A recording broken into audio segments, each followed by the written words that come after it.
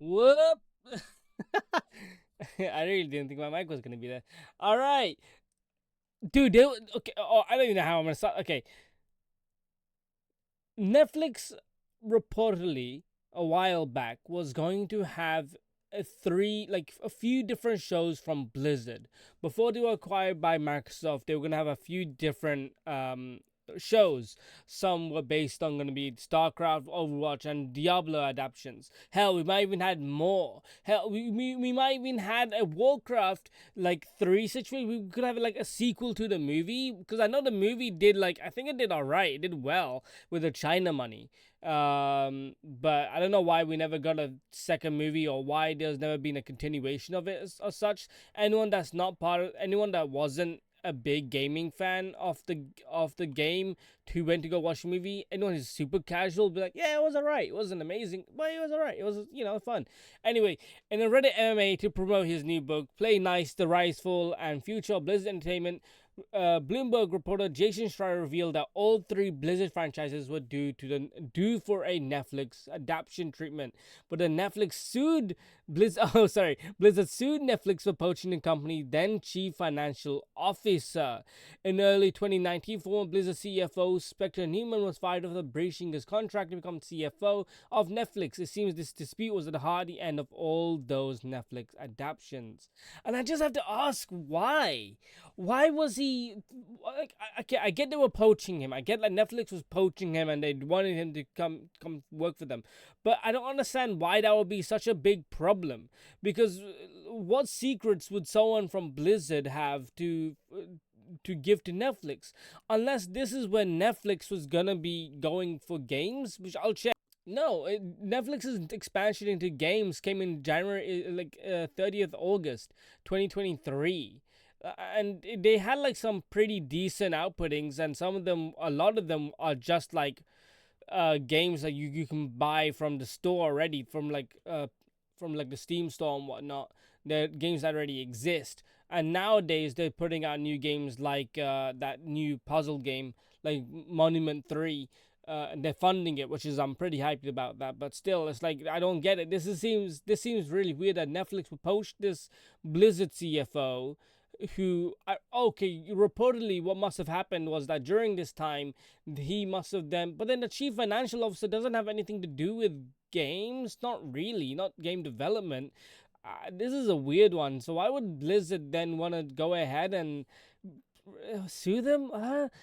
And then like this was announced back in 2019. In 2019 we didn't know what was going on. The CFO was fired and he was basically gone and no one knew why. And well, in this article it just kind of just goes over that.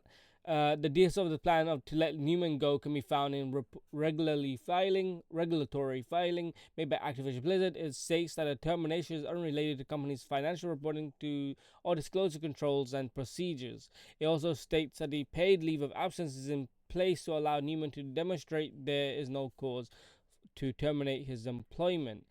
During this time, and effective as the new year, former CFO Dennis Durkins, as is now the current chief corporate officer, will take over Newman's duties. If Newman doesn't regain his role as CFO after the paid leave, then Durkin will take over permanently. A source close to the issue has said that this all occurred after Netflix has poached Newman to take on the role of CFO at a streaming company. Newman also worked at Disney prior to coming on as a CFO at Activision Blizzard.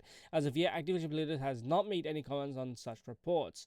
This also comes after Blizzard Entertainment seemed to suddenly announce it would pull back further development on its MOBA Heroes and Storm. The company also had a turbulent times at its recent BlizzCon 2018, where it's received a lot of public pushback against this announcement. Okay, the mobile Diablo Mobile back then, Diablo Immortal, this landing a place in our 8-hour huge, okay, 8 gaming display. So yeah, it's just like, and then you can look at the variety, and it just goes over like how Netflix basically was gonna poach this guy, and then they were like, nah, and then Blaze was like, nah, you can't do that.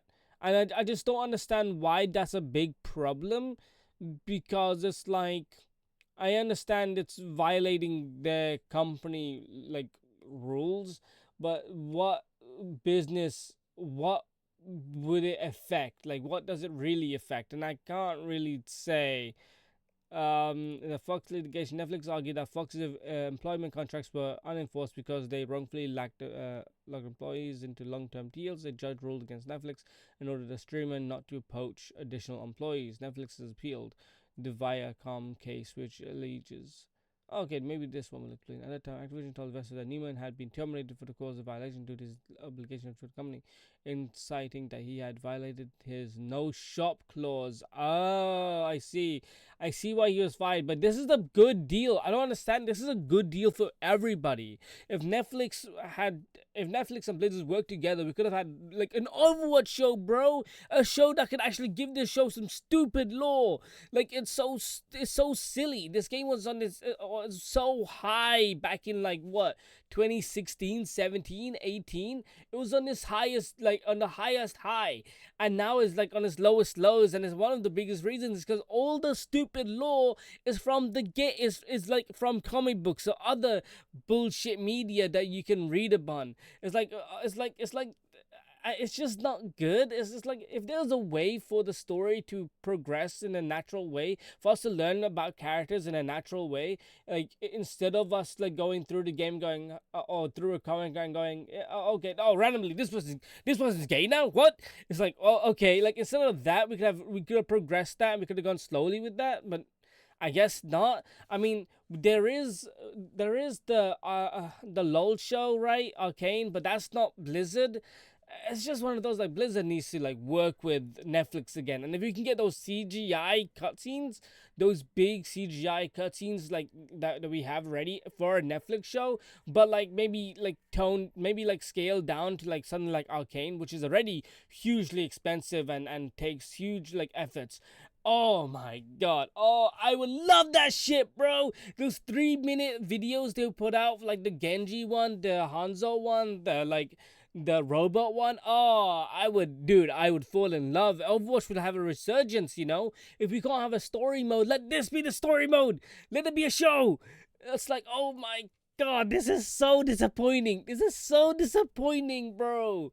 I'm so disappointed. The more I'm looking into this, I'm mad upset on Blizzard franchise conscious by its absence from strategies list is Warcraft, which had already an ill-fated CGI heavy movie back in 2016. Yeah, I already mentioned that. That movie, while at one point highest gross video game film, did it wait, what? Why did it not get a sequel then? I didn't even like the movie, but why did it get a sequel? What the shit? That's weird. Alright.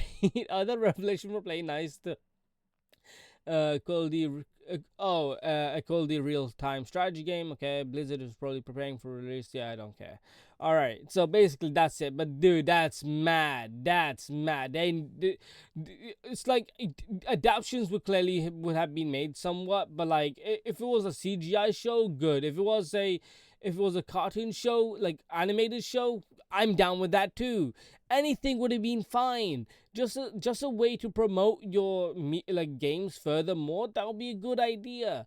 It's really bad. It's really bad. But anyway, I guess that's it. Hey, we can't. I can't do more than just talk about it. Eh.